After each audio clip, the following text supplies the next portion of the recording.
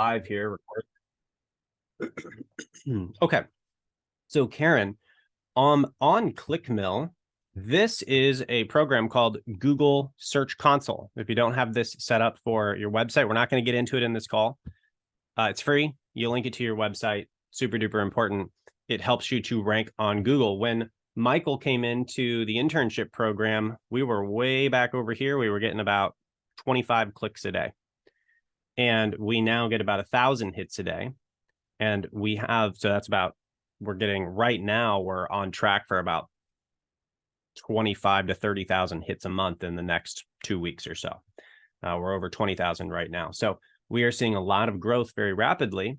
And one of the reasons why we're having these calls is because we have taken massive action and we have tested a whole bunch of banners. And you came in through one of these banners trying to understand what the needs of our audience are.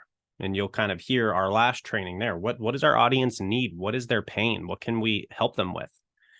And we identified this as something we needed to figure out because we offer strategy calls for large ministries. But when you have 20,000 people and you only have like a few of those a month, that tells me that there are some people in large ministries coming through our website, but it's primarily not people who are going to be looking for high-end marketing services. So what are those 20,000 people looking for? And how can we meet their needs? And your results or your fruit is going to increase proportionately to the number of needs you meet for the number of people. So the more needs I can meet for the larger number of people, the more fruit that ClickMill is going to produce, whether it's kingdom fruit, financial fruit, it doesn't matter. And so that's what we're doing. So this is one of the tests that we've been running, and this is new today. And so over here, I'll show you, I accidentally deleted it, but I'll show you a couple of these. Web design, let's see, Christian. Okay. And we have a number of different types of articles. And so we target these banners to different articles. And so we'll come over here. There we go. Here's one. We do have. Sorry, are you sharing your screen? Because I can't see anything that you're. You know what? Thank you so much. I started filming and I have to stop sharing my screen to film. Here we go. I just pulled it up. Can you see this okay? Yeah. Okay. That's great. Thanks. So we have some Christian business related articles. And so we're testing this banner in here to see if we get anybody looking for Christian business coaching. And, if that doesn't work, we'll try something else. Over here, there's the Christian business coach page we've got live. Here is our internship program. And I just sent out, I know this works because we just sent out 6 internship interview requests yesterday from people who applied. And so this is an internship banner. And now the one of these that you saw, we've actually already disposed of and moved on. The one you saw was access our once a month live training with the countdown. And that was great. We had over 150 signups for that in that month. The thing that we discovered was that it is very hard to get people into those trainings. And so we've created a couple fixes. Number one, fixing the emails that did not go out. And I have a call actually in 2 hours with them to get in there and resolve whatever technical issues going wrong there. So we're going to fix that and we're going to test that again. Now, after Karen, you signed up, I was like, okay, hold on. I wonder if 1 out of 3 people in that call sign up. I wonder if we could just have signups directly out of the banner because, $50 a month is not crazy. And so I filmed a brand new video. I put this in 10 minutes before you got on the call. I'm going to make a little thumbnail for it. And I'm going to try this. And when they click on this, it just opens a Stripe payment with the link to the Zoom call and the time. And we'll see, how this goes. And we're going to test this for a month. I'm going to run this to 20,000 views in these blogs. And if we get an acceptable sign-up rate, we'll leave this for a while and we'll fill this call. If this doesn't work, we'll roll it back. And I think the next thing I'm going to do is offer the 1 hour call, and do it what am I saying? Do it filmed. So they just go over to the page with the 1 hour call that says, hey, access the weekly live trainings. So that way they can see the 1 hour call that you were in anytime. And it's not like pulling teeth and trying to get people to show up on one specific day of the month and make it easier for them. So we're going to be testing a bunch of things, and that's massive action. So that's the first point. Any questions or thoughts on that? Okay. So step one to creating fruit in our ministries and for the kingdom is massive action. And I think we see this biblically too. I mean, Jesus is literally always doing something. And if he's not doing something, he's intentionally not doing something, which is taking time for rest and prayer on the mountain. And then he goes right back to it. So even when we're not doing something, we're being intentional. And that is also action because we need rest. So second is fail more. And this is something that I see ministry leaders really, really, really afraid to do. Some different books that I have read have cited studies where they will interview people who are on their deathbed and they'll say, what is the number one regret you have? And the vast majority of people will say, I regret not taking more risk because they played it too safe. They didn't live to the fullest potential that they could have. And so when we take risk, we increase the possibility of reward. And there are sort of two ways of thinking about risk, and our society falls very heavily in one direction, and that is what we really need is safety and security. And ministry leaders fall very heavily into this category based on my experience working with them. We wouldn't want to say the wrong thing. We wouldn't want to typo on the website. We couldn't,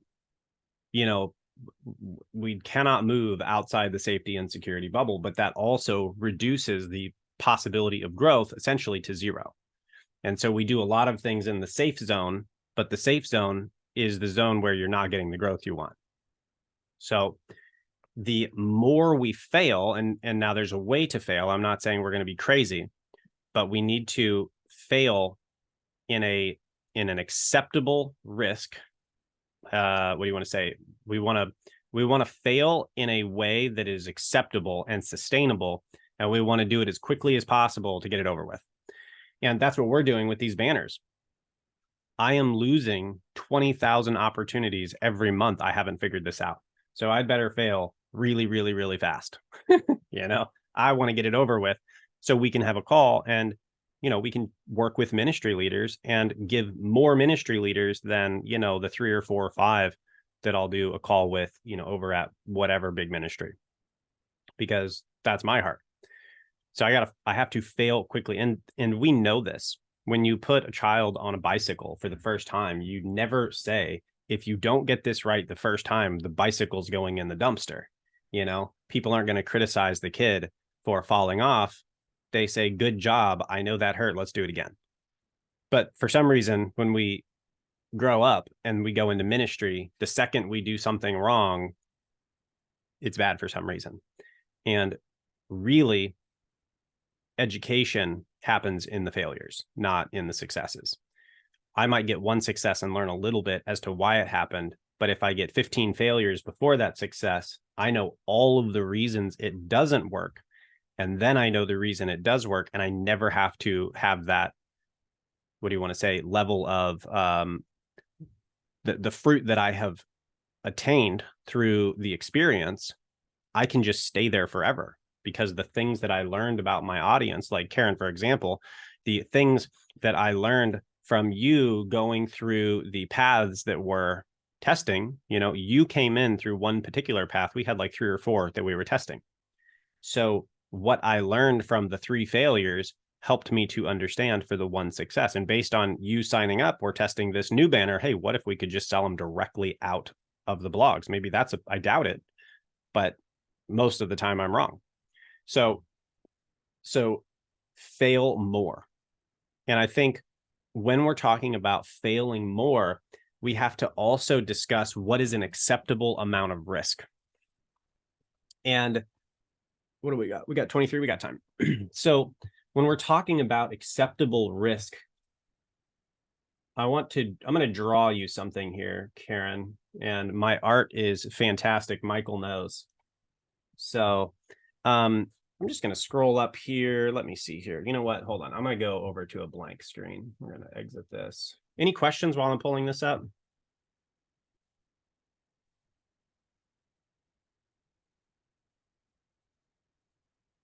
Sorry, did you say no? Okay, doing great. Okay. So how do we assess risk? Because what the educational system in the West is designed to do is to create employees and people to work in factories. That is something that all of the major business moguls in the early 1900s had a direct hand in. That is a historical fact. Prior to that, everybody was an entrepreneur. Everybody owned a farm. Everybody had chickens and goats and cows, and they all walked to the market and they sold their stuff. And so we have been taught to assess risk in a particular way. But if we want to create growth, we have to have more risk, because when there is more risk, you have the potential for more reward. It doesn't directly relate. Some people say more risk, more reward. Not necessarily the case. Like, look at all the people that lost all their money in the Bitcoin pop. Like, just because it's risky doesn't mean it's a good idea, and we have to understand that. So I'm going to draw over here. This is what we call an asymmetry. And a lot of what we're going to be talking about in these trainings is how to assess risk. And this is something that entrepreneurs entrepreneurs who make money are particularly good at, because all we do is face risk. And so we're going to have a positive up here. This is something we gain, and this is down here, something we lose. This is not a math problem. I mean, I guess it kind of is, but it's not really. We're not looking at math. When you invest some type of resource that your ministry has into something new, which is risky, which is scary, we want to know if it's worth it. And so you have a downside. And so let's say you just invest one resource. Maybe that is time of your time, or volunteer time, or financial resources, or you have some other resources, like, for example, your attention. You are investing your attention into this call right now. You are investing your time into this call right now. And so you are taking a risk, because you may not get that back if this training turns out it stinks. So this is a risk. But the question is, when we do the input, what is the output? What do we get back? What we don't want is, we do not want even a 1 increase. I don't want to trade a 1 for a 1. This is just me trading my 1 attention for 1 time back, or $1. That's not, there's no growth there. That's just a shift around of the resources. Okay. I definitely don't want to go negative. And this is what ministries are afraid of. And frankly, this happens a lot, is you get this negative, maybe to the downside. And so when we see ministry leaders, let's say, burning out, so you put in 1 and you lose 10. Well, why is this happening? Why are ministry leaders burning out? Because they have a non-functional view of these sort of risk reward payoffs, and they're putting in tons of resources now, and then they show up later and they've got none left and they can't function.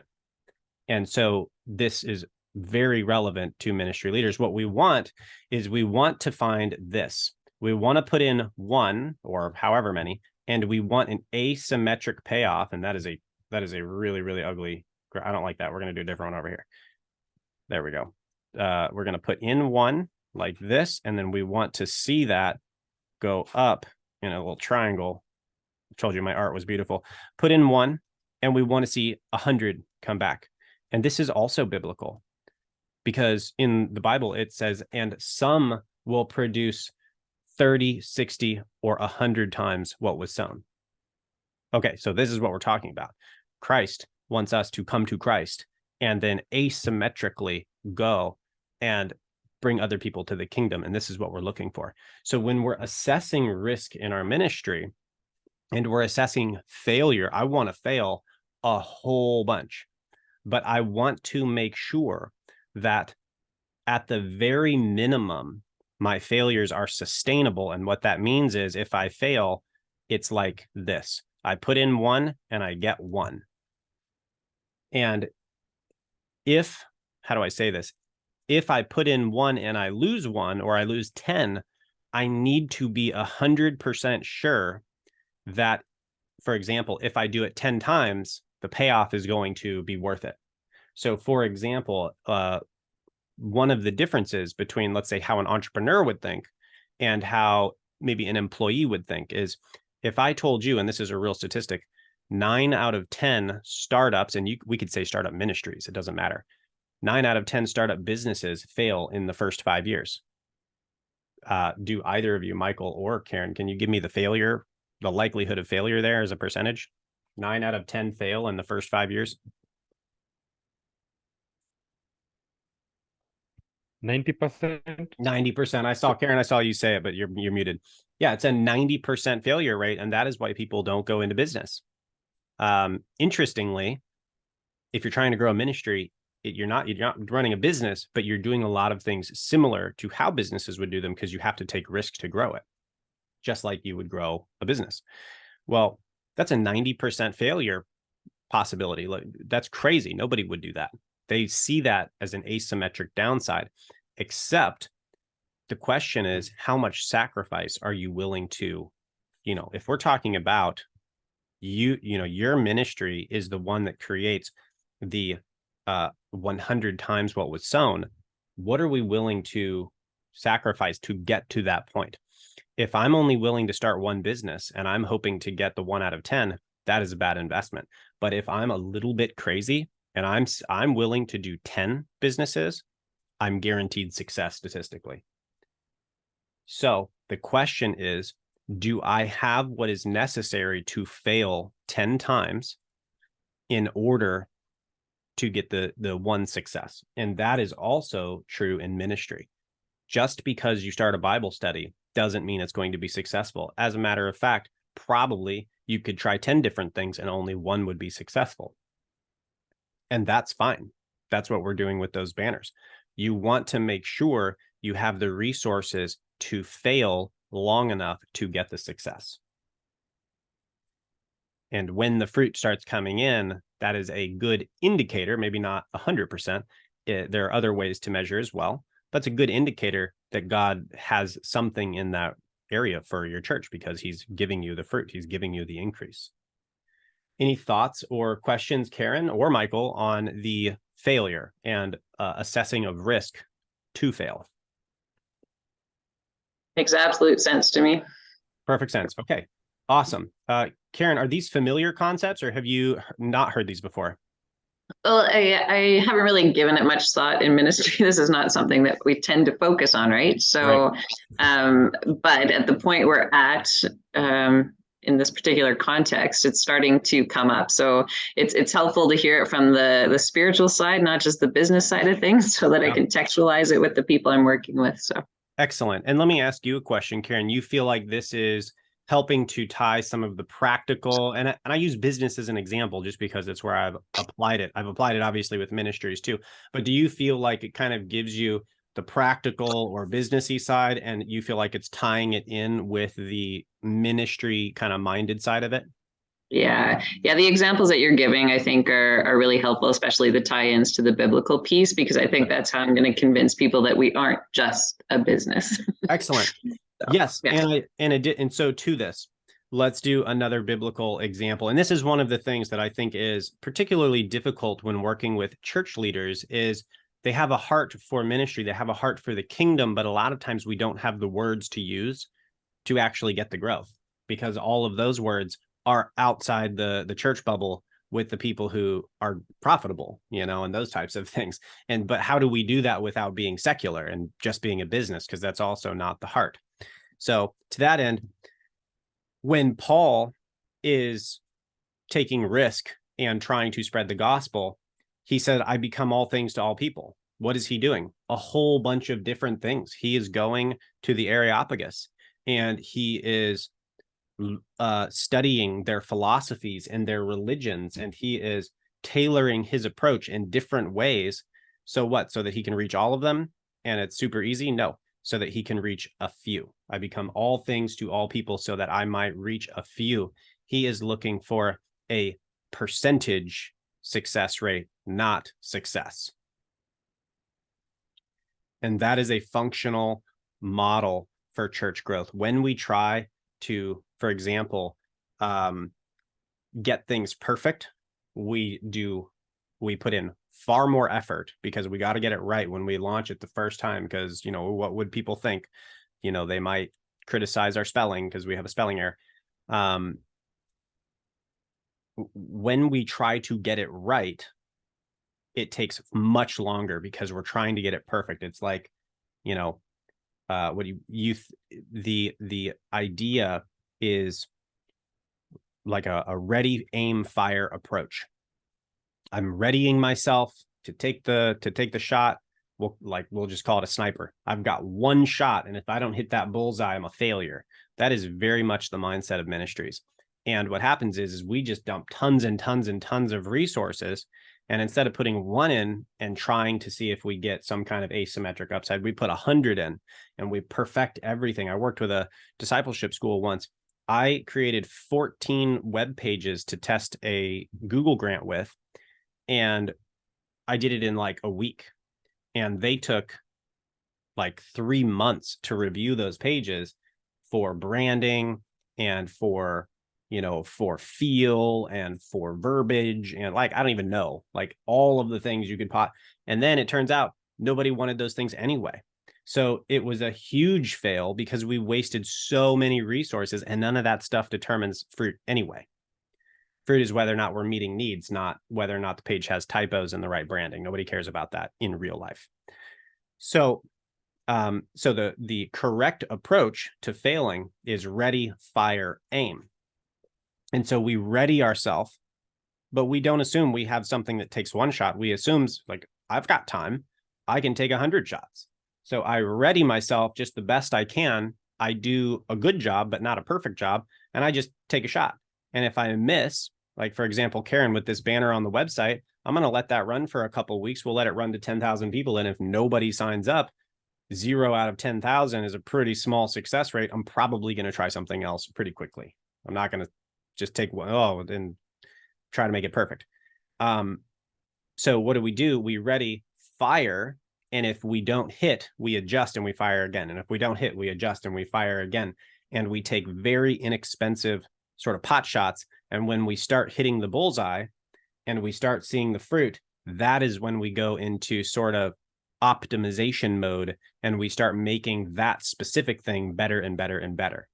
So that might look like, okay, let's see if our community wants a Bible study. Oh, no one shows up. Okay, scratch the Bible study, prune it, cut it off. Okay, what about a surfing ministry? You're in like the Northeast, right? Okay. Sorry. Northwest. Northwest. Okay. Probably not a lot of surfing. Okay. I'm in Hawaii, but so surfing ministry is like a thing. Because apparently you've got them trapped out there all day, you know? I've literally heard someone say that. Anyway, okay, well, let's test a surfing ministry. Oh, okay. Turns out surfers want to be left alone and they like it quiet and they don't want it. Okay, so then what are we going to try? So we take lots of shots and we miss, and then we get something, you know, single inner city moms. Turns out they're super interested if we meet this particular need. Oh, that's working. Okay, how do we meet that need better? How do we hone in on that? How do we create support systems for them? What else do we need? Let's survey them. Let's get to know them 100%. And we are just going to bless their socks off so that we get a higher rate of those ladies coming in. And that is the ready, fire. Once we hit the bullseye with the firing, the repeated failure, then we aim and we get we didn't just hit the target, we hit the bullseye with the audience that we know we're getting a little fruit from. So that is failure that is productive to creating ministry growth. Any questions before we move on from there? Doing good. Michael, you doing all right? Yeah, I'm doing all right. Okay. Well, good. Great. So number one is we're going to take massive action. We're going to increase our number of opportunities. If it takes 10 attempts to find what God has for us, I want to get through those 10 in as short amount of time as possible. that's reasonable. Next, and that's where high performance comes in. When you're taking massive action, you are now a high performer. Then we want to fail quickly and sustainably. We don't want to fail in such a way that it is going to bankrupt the church and go all in on, I don't know, on black or something. We want to sustainably fail in a way that is being a good steward of the resource God's given us, but in a way that is also very likely to create an asymmetric upside when it comes to the long-term view. Yeah, we're going to have to test a few things, but in the long run, we are going to find what the needs of our community are as we do this. So the third thing is meet needs. And this is very similar to what we talked about last time. The goal, and I guess the question is, what is it the root of growth?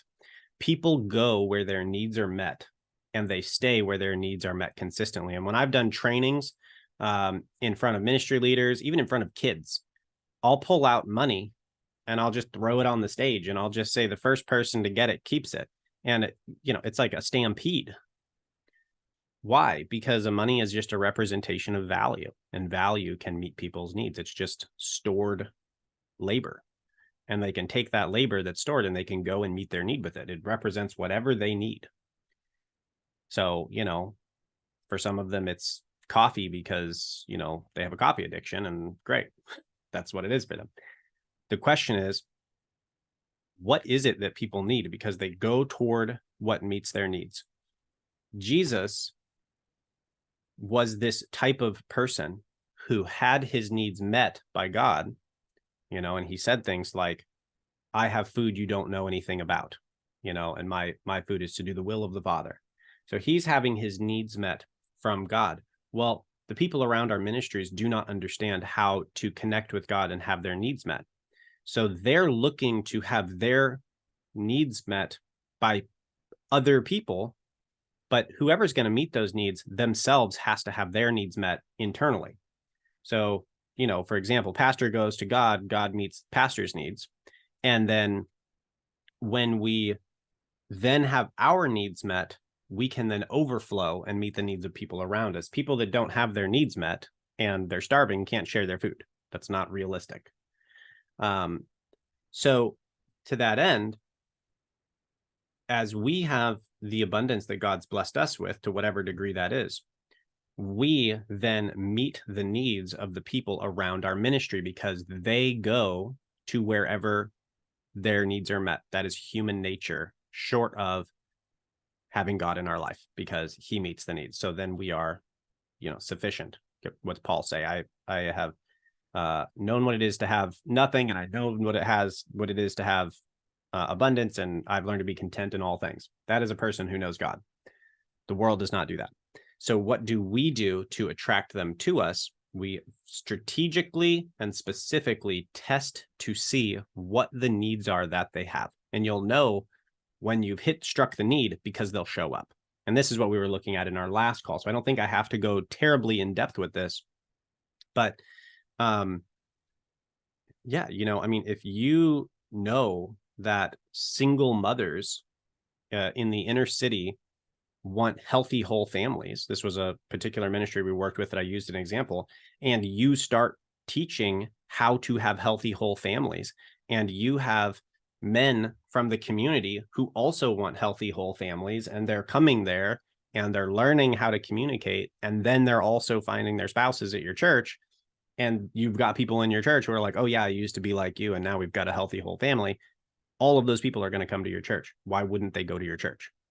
That is a huge need that people have, and that solves a problem. And so they're going to come to that's why we go to the doctor. That's why we go anywhere. That's why, Karen, you're here, because presumably this would meet a need. So we want to meet needs, and we want to target those failures in the direction of what is going to meet the needs of our audience.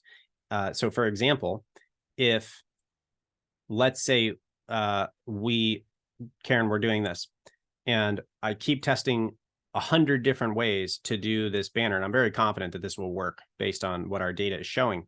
But let's say I just tested 100 different ways and I just realized, you know what? Church leaders don't care at all about church growth. Really, what they want to talk about is this thing over here. All right, scratch it. Let's go talk about that thing over there. Like if that meets their need and it helps them to do whatever it is they need to do with their ministries to bless people, we're going to help them with that. And so we're going to accept the failure and we're going to go and we're going to re-aim and refocus in on something new. Now, I'm very confident in this, which is why I've committed to the weekly thing, because I do think we're going to be growing this. So we want to meet needs. The other thing we want to do, and this is essentially the same thing, we want to solve problems. And needs and problems are just two sides of the same coin. And it gives you two approaches to figure out what is at the heart of that person, the pain that is at the heart. If I say, what is your biggest need? And I give that to them in a survey, what is the biggest need you have in your life right now? They might not know what that means, but what is a need created by? A need is created by a problem. So if I were to say, what's the biggest problem you're facing right now? They'd say, oh my gosh, well, yeah, the hurricane hit us and we have no food. Oh, okay. Well, it sounds like you need food. So we know the need by the problem, and we can know the problem by the need. If they say, well, whatever, I think that makes the point. So that's 3 and 4. Number 3 is meet needs. Number 4 is solve problems. If we don't know how to meet the need, we solve the problem. If we don't know how to solve the problem, we meet the need, and that's the same thing. And that is going to just give us a more robust way of sort of targeting those failures in a useful and fruitful direction. Lastly, any thoughts or questions on that? Okay. Lastly, I'll go back for 1 second because we got a few minutes and the last one's pretty straightforward. Karen, during COVID, the government just went and shut down all the churches. And I'm sure you're well aware of that. And I heard so many Christians and ministry leaders talking about their rights and how it's illegal to shut down the church, because I'm also very interested in your feedback on this take, because I think this can rub ministry leaders the wrong way. But I think it goes directly into the training. So I'm very interested in your response to this. I'm also going to stop sharing my screen here since we're not using it. I heard a lot of ministry leaders talking about how, we have Second Amendment right to free speech. We have the right to assemble. We have the right to do all these things. And you can't shut us down. It's illegal. And another one specifically is, what was it that, the non-essential. We are essential. We provide for the spiritual needs, and you can't shut us down. This is not okay. And I think all of those are accurate. The church is essential spiritually. It is illegal, like all these things. However, if you actually just, not legally or philosophically or anything else, if you just look at the definition of essential, it means something breaks when you turn it off. That is what it's, food is essential. And what I saw was the government shut down all the churches, and everybody just realized, oh, there's 40 million people, I think is the number, that realized sleeping in on Sunday is actually meeting their needs better than just going to church. So we're not essential by the definition of the word. If we were essential, society would have crumbled when the church got shut down, and people would have been like, you open those churches back up because it's essential. Like, people would have demanded it. And I think that we saw this in some ministries. I don't know if this is the case with yours, Karen, but for example, like with the Salvation Army, and I'm very non-denominational, so I don't like tout one denomination over another. However, they really focus on material, physical needs of people. They have alcohol rehabilitation centers. They have thrift stores that provide very inexpensive clothing to the impoverished. They, this is the type of thing they're doing. They're providing Christmas for kids whose parents are too poor to buy gifts. You did not hear about the government saying, Salvation Army, you have to shut down all your drug and alcohol rehabilitation centers. Like, what are they going to do? All the druggies are going to be on the street, and then the government's got to deal with it. That is essential. And so I think one thing we have to ask as ministry leaders is, are we meeting essential needs first? And when we look at Jesus' ministry, he gave fish to fishermen. He met the non-spiritual need first because the world does not know they have a spiritual need. And then we bring it into the spiritual and say, oh, you think the fish are the valuable? Well, you're going to think I'm going to make you fishers of men. Well, I don't even know what that means, but I trust that guy who just gave me a boatload of fish because I get that. So if we really truly want to solve problems and meet needs and grow our ministry, we have to figure out how to be essential. And then this is also the case because, at least personally, if they can do it once, they can do it again. And I think it's coming around at some point where there will probably be another time in which the church isn't allowed to operate. I think we just generally see that in our culture. And if that's the case, we need to be essential. Because the churches who are not essential, maybe all of the church Sunday services are shut down, but if you can't shut down a homeless feeding or an alcohol rehabilitation center, you can preach Jesus there all day because those aren't going anywhere. So the essential by definition ministries may have issues in the future based on what we've seen, but the essential ones, they're going to be right there operating because you can't shut those down. And I think that's what we see Jesus and we even see this in the scripture. And I don't remember exactly which one it is, so forgive me, but he healed someone and the Pharisees were like, let's get him, except we can't get him because everybody sees how powerfully he's working. He's healing people. They will be upset with us. So we can't get him. And we can do the same thing.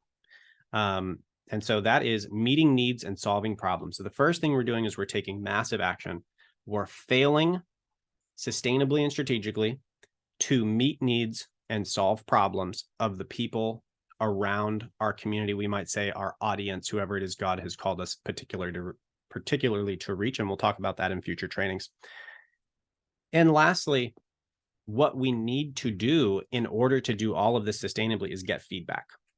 So when I fail and let's say nobody shows up. We had 150 signups and only 3 people showed up or 6 people or however many it was to the training we had last week.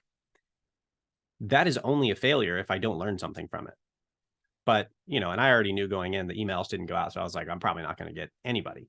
However, what can I learn from the failure that tells me about the audience or tells me about the system that I'm building so that I don't have to, fail like that again? And so that Karen, we failed the month prior because last month was the first live training and nothing worked, which is totally fine. That's how it always starts.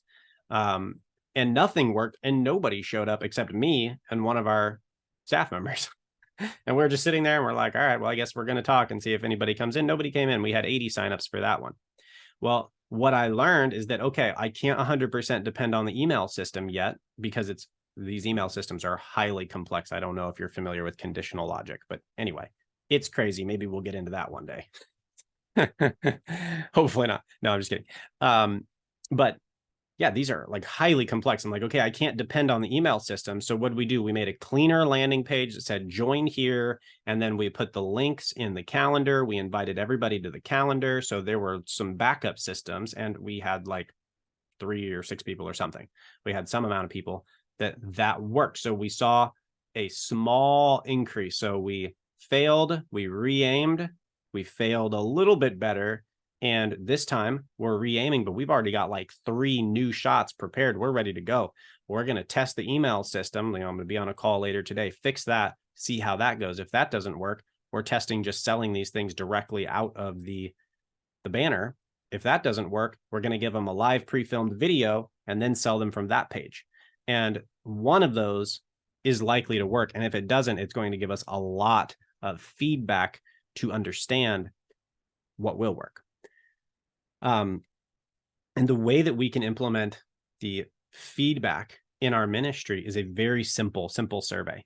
And there's a lot of ways you can do this, emails and all this stuff. I don't really recommend that because people don't really like responding anymore to those things.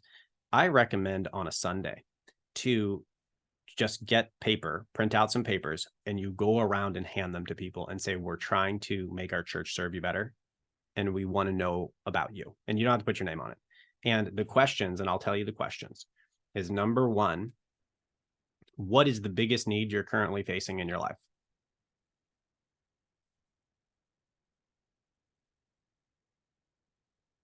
Number two, what is the biggest problem you're currently facing in your life?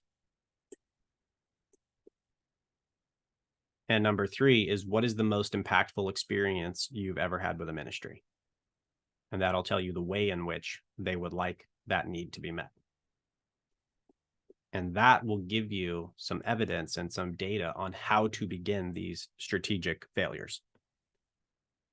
Okay. If you were going to ask another question, Rick Warren, who started Saddleback Church, he went around in his community and he asked, door to door with his team that he started with, and said, what are the reasons you don't go to church? And he started a church without those reasons. Obviously, you can only push that so far because you can't change the Bible. But it's like, well, I feel like people are really judgy at church. All right, we're going to do non-judgy trainings, whatever that means. And, it's one of the biggest churches in the world because he met the need. He took out the things in the church that really rubbed people the wrong way. And that solved the problem. That met the need. So if you were going to add a fourth question, it would be like, what are the, the top three things that would maybe incline you to not come to church because they're at church, but what are the reasons you might not come to church? And then you have a list of other problems. And so maybe those are different weeks because I would space them out. I wouldn't give people 6 questions. That's kind of a lot and they probably wouldn't fill that out, but I would hand them out. I'd go back around and pick them up and then go over those with your ministry team and start saying, okay, we got 100 responses or we got 500 responses. All right, question 1, let's get the whiteboard and let's start tallying up the answers. And what you're going to see is the 80-20 rule at play. We talked about this, I think, in the last week. Is that correct? 20% of your fruit, 80% of your fruit is going to come from 20% of the effort. And you're going to see that play out in the responses. If you have, let's say, 100 responses for each question, 80% of those people are going to be saying something very similar. You'll have maybe 10 to 15 different responses for that question 1, but the vast majority of people are all going to be in one category. And you'll be like, wow, I had no idea that's the problem. That's the need. And then you can start targeting solutions and coming up with solutions to that with your ministry team. People will be attracted to your ministry because you're meeting a non-spiritual need. And then you can pull them over into the spiritual, just like Jesus did. If you knew who you were talking to, you would ask me for water and I would give you living water that never runs dry. And she's like, how are you going to get the living water? You don't have a bucket. You don't have a rope. The well is deep. She doesn't even know what he's talking about. That's the world. They don't know the spiritual need. They know the physical need. You meet the physical need and you bring them into the spiritual need as they are receptive to you because they know you care about them. That is the training for today. And I would love to answer any questions you have. I do have a question for you, if that's okay. So in the spirit of feedback, Karen, I would love to hear the reason why you decided to sign up for my own benefit so that I can continue to tailor our tests and our failures. I'd love to hear what you signed up, what you like, and what could be better. And the better in terms of teaching, it could also be in terms of the system to get in. I do see in the data that we have kind of tracking the process you went through, it looks like you're very motivated and not everybody's very motivated. So I would like to hear maybe the difficulties you experienced as well. Yeah, the difficulties, it is just very practical. Even today, trying to get into the right link. Like I saw that it was Zoom, but I didn't want to use my phone. So I was on my laptop, but because I went to my phone, I ended up on the Google Meets first. And I'm like, okay, this isn't right. And then I had to finally access the calendar because I'm using my personal and work. It's 2 different systems. So that was a challenge for that piece. That's okay. And I actually changed that like an hour before our meeting. I switched it from the Google because I was like, okay, we've got this. And so I was switching that. So in future weeks, that should be solved, but that's great. Trying to reduce complexity. Absolutely. Okay. So that was maybe a little challenging. Thank you. Yeah, I like this format. Obviously, being in Canada, a little far away from other places, and being in the United Church of Canada, we don't tend to focus on this kind of stuff. So, Yeah. so having a format where we can hear about the struggles across the board is really helpful. We're definitely facing that marketing, communication, all of those things. Like we know we are meeting needs for sure, although the questions you're bringing up are really helpful, and I now know what I need to go back and keep doing. Right. My biggest question is, how do you change a culture of perfection? You talked about how ministers don't like to fail. Yes. I'm in a long-term church. The church has been here for over 100 years, and they value perfection, not only in their leaders, but in themselves and in what we provide. And that sense of privilege and perfection is the biggest challenge that I face. Does that, let me ask you a spiritual question. Does that correspond with any amount of legalism? Not really. Okay. Sometimes it does. That's why I was asking if there's a correlation there. Okay. Well, I think we have to start at the top with culture. And that's what some of these values are. The first day we start with anybody here at ClickMel, I expect you to fail. I do not care if I literally broke our entire website. Michael, I broke the whole website yesterday. All of the banners on the website went down because I accidentally deleted one, and they all shut off and all the leads stopped coming in. And I was like, And so we have beliefs around failure. We know we have to fail. So listen, if you're coming on board with us here at ClickMel, you get to fail. You have permission to fail. The thing that I am looking for is, are you doing your best? Because if you fail and you break something and we don't know how to fix it, that just means we don't know it well enough. So I'm going to go with you. We will figure out how to fix it. So I spent an hour last night fixing my mistake, not upset with myself at all, because now I know something I didn't know, and now I'm more functional than I used to be. And so I want you to fail. You need to fall off that bike, and I'll help you get back up. The thing that I have an issue with is if you're carelessly doing it. That's one thing, which if they're carelessly doing it, it's my fault because I haven't taught them how to assess the risk properly. So I'm not even going to be upset with that. But my question is, are you doing your best? And I think that what we see is we can't do it by ourselves. So Christ comes down to us and he meets us where we're at. He says, accept me and I will cover your shortcomings. And Romans 6:1, shall we continue on sinning so that grace is going to increase? No, don't make excuses to sin. But when you do mess up and you're doing your best, that is when Christ makes up the difference. And so the standard is do the best that you can do. Do it with the Holy Spirit, do it with the power of God, do it through prayer. But whatever it is that you can do, that is what you're held to. And then Christ makes up the difference. And so I think that that is theologically true, but I think it's also practically true in the church. Listen, if you're volunteering and you're sharing the gospel with someone at the front door or something, and I'm just making this up, and they're offended and they leave, I'm not going to be upset with you. That just tells me we need to have more training on evangelism or whatever.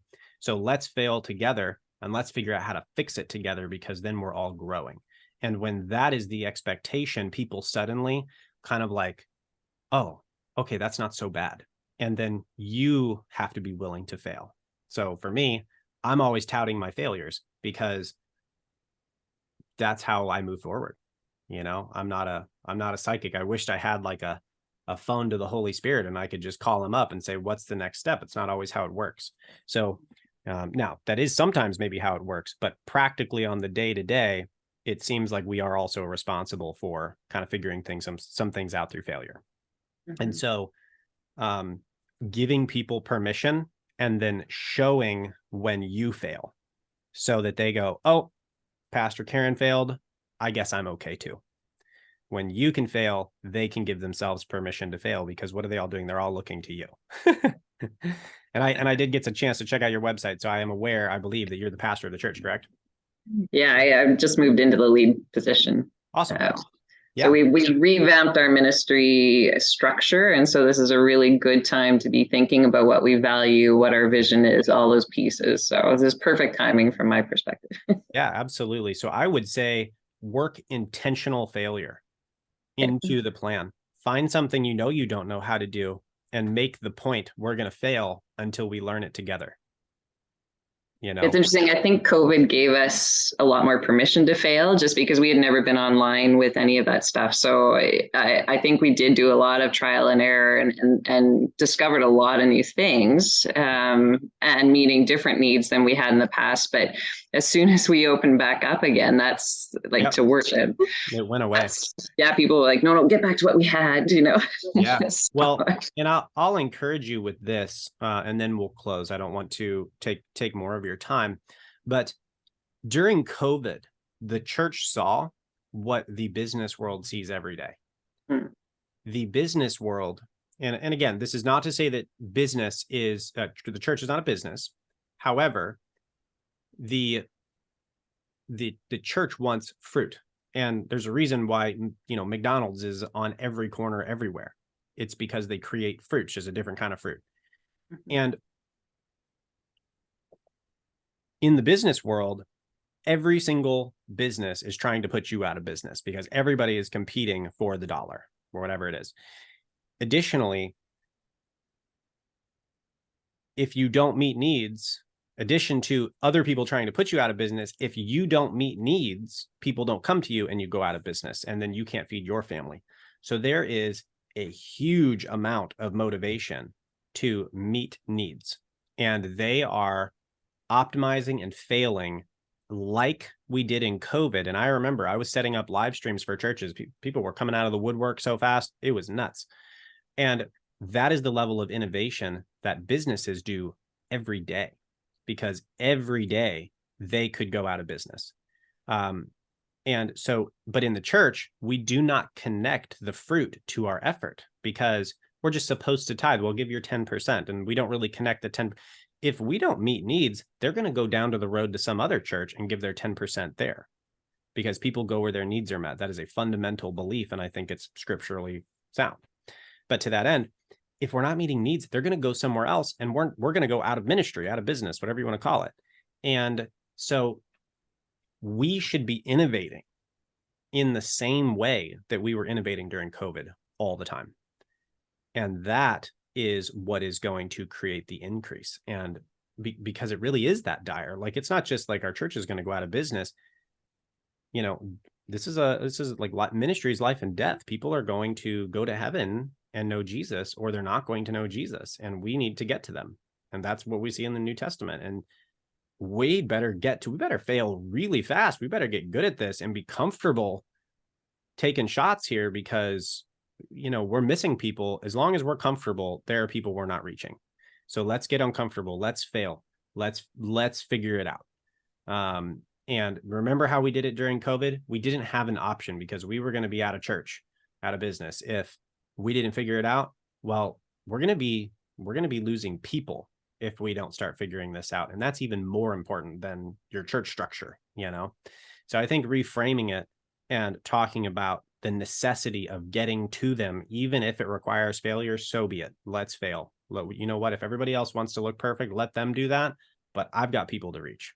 And that's my heart. That's how I approach stuff at ClickMel. I break stuff all the time. We had ministries the other day who were upset because we launched landing pages for their discipleship school, or one of our Christian schools, and there were some typos, and they were getting leads coming in for the school because the landing page worked, but they were upset about the typos. And it's like, well, I get it. We don't want typos, but at the same time, the fruit you wanted, you're getting. You're focused on the stuff that doesn't matter in you know, but they couldn't see that the system was functional and it worked and people were happy, but they didn't like the typos. So we've got our focus in the wrong direction. It doesn't matter.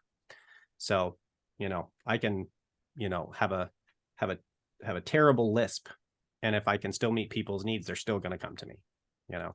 So to that end, yeah, I would love to hear next week how the attempts at failure are going. Okay, sounds good. All right, Karen, thank you so much for joining. And Michael, we've got our call starting right now, so you can just stay here, okay? Thanks again. Hey, God bless, Karen. Bye. Bye-bye. All right, Michael, how you doing, brother? I'm doing fine. Yeah? How about you? I'm fine. Can you hear me? Yes, I can. A little quiet, but I can hear you. How about now? What are you holding? About the same. Hang on.